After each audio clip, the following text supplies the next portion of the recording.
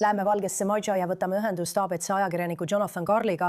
John, ma tean, et sul oli võimalus rääkida president Trumpiga vahetult pärast Ameerika vastulööke. Mida ta ütles?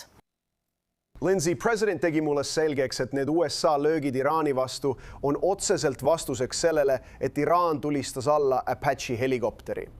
Ta ei näe seda kui suure uue pealetungi algust iraanlaste vastu. Trump pommidas just Iraani. Kordan, Trump pommidas just Iraani.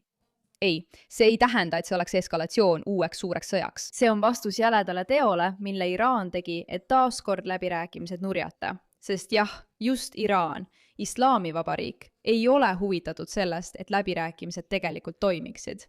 Trump tahab, et kokkuleppe sõlmitaks. Kuulame ära kõik, mis juhtus ja miks see täpselt aset leidis, sest see on erakordselt oluline. Fox Newsi teade. Iraani rünnatakse.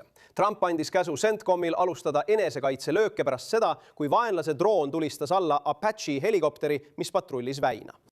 Olgu, olgem väga selged. USA'l oli helikopter, mis patrullis väina, mis on ilmselgelt tohutu vaidluskoht, sest siit läbib kogu nafta. Mitte kogu, vaid 20% maailma naftast läbib seda kohta. Ja see ongi põhjus, miks nafta hinnad on kogu maailmas tõusnud. Sest Iraan on väina kontrollinud ja seda mingil määral blokeerinud, paigaldanud miine ja needai.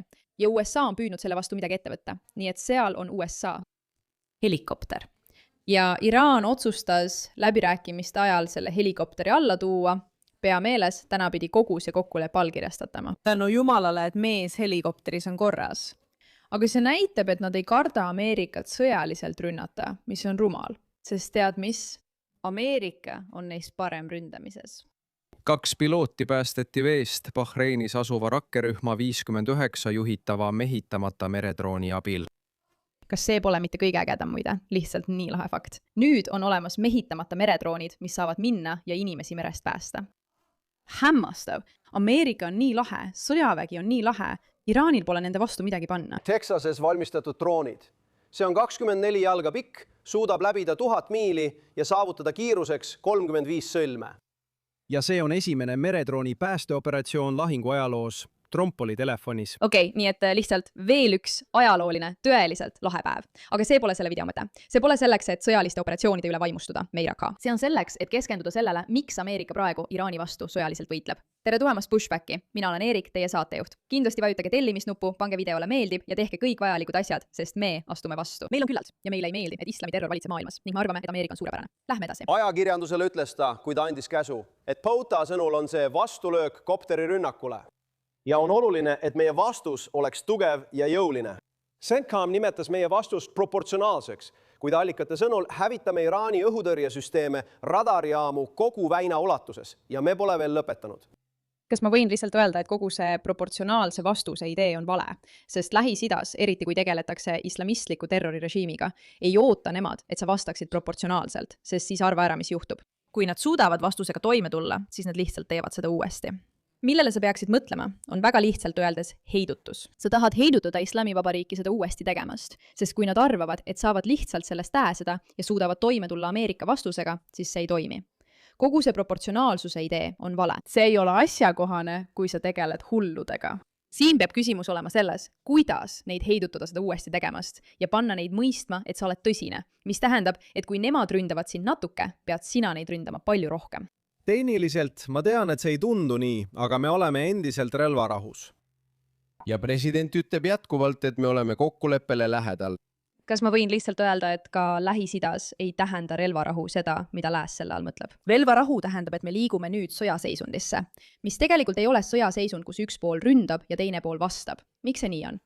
Noh, sest Lähis-Idas kipuvad ründajad olema fanaatikud, kes usuvad islamistlikesse terrorirežiimidesse ja seetõttu peavad nad ründamist oma usuliseks kohustuseks. Seega nad ei austa kunagi, mitte kunagi tegelikult, relvarahu. Nad lihtsalt vaatavad, kui kaugele nad saavad minna selle piiri peal, mida ameeriklased või lääs peaksid relvarahuks, ehk siis raketirünnakute ja droonirünnakute ohjeldamine. Ning loodavad, et nad ei pea kandma vastulöögi tagajärgi. Ja nii, kui Iisrael ja Liibanon kuulutavad välja relvarahu, jätkavad nad teineteise ründamist. Kui Iraan ja Ameerika kuulutavad välja relvarahu, siis see pole päris nii. Nende kahe vahel toimub pidevalt väiksemaid rünnakuid, kuni see lõpuks paisub millekski palju tõsisemaks. Me oleme lõpusirgel väga hea kokkuleppe sõlmimisel, mis ei luba mingil moel, kujul ega viisil, tuumarelvi ega midagi sellist. ja väin avatakse kohe, see avatakse kohe pärast allkirjastamist, mis võib toimuda 2 või 3 päeva pärast. ma arvan, et inimesed hakkavad natuke tüdima sellest, et neile kogu aeg öeldakse, et see kokkulepe kohe sõlmitakse, see kohe sõlmitakse. oluline on siin märkida, et tema rõhuasetus on tuumavõimetel, sest nad hakkavad mõistma midagi, mida need, kes on selles olukorras juba mõnda aega olnud, on algusest peale teadnud, et Islamivabariigi sõjalistest võimetest nad kunagi ei loobu. Nii et praegu, mida sa üritad öelda, on see, et selle asemel, et neid kõrvaldada ja ohuna eemaldada, seda ei juhtu kunagi, hoiame neid minimaalse ohuna, kuid tagame, et maksimaalne oht, nende tuumavõimed, ei realiseeruks kunagi. Ja see peabki olema eesmärk. See peabki olema kogu eesmärk. Muide, see on praegu suur osa vaidlusest USA ja Iisraeli vahel. Sest kuigi jah, USA kannatab oma Ameerika baasides, kui Iraan ründab juhuslikult erinevates kohtades üle laheriikide. Iisrael kannatab samuti selle all, et nad tulistavad juhuslikult rakette meie pihta ja kasutavad oma Iraani käsilasi Liibanonis ning Hamasi ja teisi, et jätkata iisraelaste ründamist. Ja seetõttu on Iisraeli seisukoht, et nad tuleb täielikult ohuna eemaldada. Ameerika Ühendriigid aga arvavad, et piisab vaid nende tuumavõimekuse kõrvaldamisest. Kui nad jäävad tüütuks, siis peame sellega lihtsalt tegelema ja neid heidutama. Tingimuste selguse huvides tuleb uraan üle anda ja hävitada. Rikastamine peab vähemalt 2 aastakümneks lõppema. Kõik tuumarajatised tuleb täielikult demonteerida. Ja Ameerika Ühendriikidel on õigus teha ette teatamata kontrolle täpselt siis, kui me seda soovime. Väin avatakse kohe. Ja tegelikult ütleb energeetikaminister, et liiklus on kasvanud. JP Morgani hinnangul on see 2 miljonit. Ups, mida JP Morgan hindab, vanamees? Anna meile teada. Olgu, kuni me ootame, et see video tööle hakkaks, pead meeles pidama, et Iraani tuumavõimekuse nõuded ja taotlused ning põhjus, miks Ameerika tahab, et nad nii palju kui võimalik lõpetaksid, on olulised. Ausalt öeldes on see ülimalt lahe ja selle rünnaku visuaalid on hullumeelsed. Ma jõuan nendeni kohe. Väin avatakse kohe ja tegelikult ütleb energeetikaminister, et liiklus on kasvanud. JP Morgani hinnangul liigub päevas välja 2 miljonit barrelit. USA merevägi juhib tankereid läbi. Ja tornafta hind on peaaegu tagasi 80ndate tasemel. Nii et kui Ajatolla kirjutab paberil alla, on sõda läbi, olenemata sellest, kas Iisraelile see meeldib või mitte. See ongi peamine, olenemata sellest, kas Iisraelile see meeldib või mitte. Ma mõtlen, see ei ole kõige olulisem punkt, aga see on üks punktidest, sest see leping peatab Iraani, vähemalt potentsiaalselt, kui nad seda järgivad, tuumavõimekuse arendamisest, mis on eksistentsiaalne oht. Aga see ei takista neid olemas tõsine probleem Lähis-Idas. Trump pidas veel ühe vestluse Netanyahuga, seekord ilma ropusteta. Ma ütlesin, tehke, mis on õige, aga ma tahan, et te lõpetaksite nii kiiresti kui võimalik.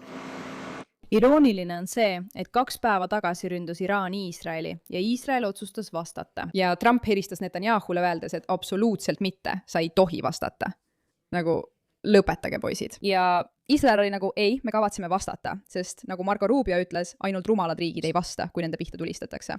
Aga nad vastasid väga viisakal ja leebel moel. Jah, nad võtsid mõned õhutõrjesüsteemid siikule ja nii edasi, aga nad ei vastanud täie jõuga. Ja Trump oli nagu, okei, nüüd võivad kõik läbirääkimiste laua taha tagasi tulla. Huvitav on see, et järgmisel päeval, kui Iraan otsustas, et kui Trump tõesti ei taha seda eskaleerida, siis miks me ei võiks lihtsalt rünnata Ameerika koptereid? Trump oli nagu, jah, kurat küll, me kavatseme vastata ja reageerida. Ja see on huvitav, alguses arvasid nad tõesti, et võib-olla oli see lihtsalt ühekordne asi, et Iisraeliga asjad korda ajada. Aga nüüd, kui see puudutab Ameerikat, on nagu oota korraks. Sest nad peavad lõpetama. See on seotud Liibanoniga ja see peab lõppema. Kui sa arvasid, kui tema arvas, et see puudutab ainult Liibanoni ja Iraan üritab Liibanoni kaitsta, millest me oleme ka põhjalikult rääkinud, siis ta ei tahtnud, et Iisrael vastaks. Aga nüüd, kui nad näevad, et asi on lihtsalt selles, et Iraan muutub oma võimetes ülemäära enesekindlaks, siis sellest see tuligi. Vaatame nüüd videoid USA rünnakutest. Väidetavalt on nüüd käimas 3. USA rünnakulaine, mille sihtmärgiks on Iraani õhutõrjesüsteemid ja täiendavad sõjalised objektid Lõuna-Iraanis. See on nii lahe.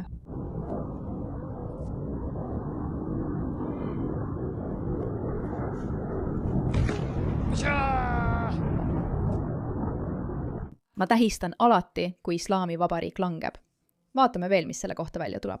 Lähme Valgesse, Maja ja ABC reporter Jonathan Karl. Jonathan, ma tean, et sul oli võimalus rääkida president Trumpiga vahetult pärast Ameerika vasturünnakuid. Mida ta ütles? Lindsay, president ütles mulle selgelt, et need USA rünnakud Iraani vastu on otsene vastus Iraani poolt selle Apache helikopteri alla tulistamisele. Ta ei näe seda kui suure uue pealetungi algust iraanlaste vastu. Jällegi meeldetuletus. Kõik hakkavad rääkima, et Ameerika on alustanud sõda. ei, Ameerika ei ole sõda uuesti alustanud. Nad püüavad Iraani paika panna, sest nüüd tuleb neid heidutada. Sa pead lihtsalt neid heidutama, et nad ei arvaks, et nad võivad rünnata ja rünnata ja rünnata.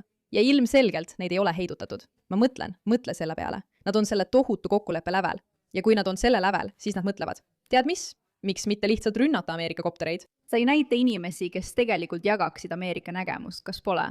see on vastus sellele, mida nad meie kopteriga eile öösel tegid, ütles president mulle. ja ma usun, et vastus peaks olema väga tugev, väga jõuline ja just see ongi. Jah, täpselt see ongi mu sõbrad.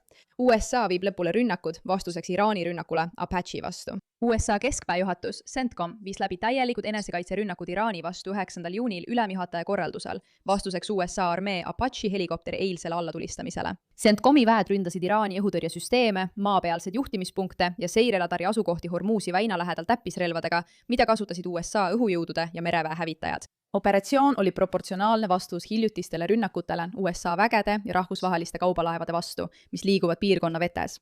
USA väed jäävad valvsaks ja on valmis kaitsma end põhjendamatu Iraani agressiooni eest. See on meie praegune olukord. Nüüd, lihtsalt meeldetuletuseks, kaadri suumitud versioon näib kinnitavat hetke, mil Bahreinis baseeruva USA laevastiku löök kaamerasse jäi. Täiesti uskumatu. Iraan lubas otsustavat vastust ja ütles, et just see saabki olema, edastatud Pärsia lahe kõige sümboolsemale sõjalisele sihtmärgile. Nii et loomulikult nüüd, kui Ameerika on vastanud, on Iraan nagu, teate mis, me vastame neile ja ründame Ameerika baase, mida nad teevadki Pärsia lahe riikides. Praegu väidetakse, kuigi me ei tea seda kindlalt, et see rünnak, mida siin näete, on väga väike ja sümboolne ning tegelikult on tegemist Iraani droonirünnakuga. Vastuseks, aga see ei üllataks mind, sest iraanlased ei ole sugugi rahul sellega, et Ameerika annab vastulöögi. IRGC väidab, et Iraani väed on alustanud rünnakuid USA baasidele piirkonnas vastuseks USA hiljutistele rünnakutele Lõuna-Iraanis. Teheraan hoiatas, et iga edasine USA sõjaline eskalatsioon toob kaasa veelgi karmimad ja laiaulatuslikumad rünnakud täiendavate sihtmärkide vastu. Siin on see, millest inimesed peavad aru saama. Iraan, Islaamivabariik, nemad ei ole selles loos ratsionaalsed tegutsejad.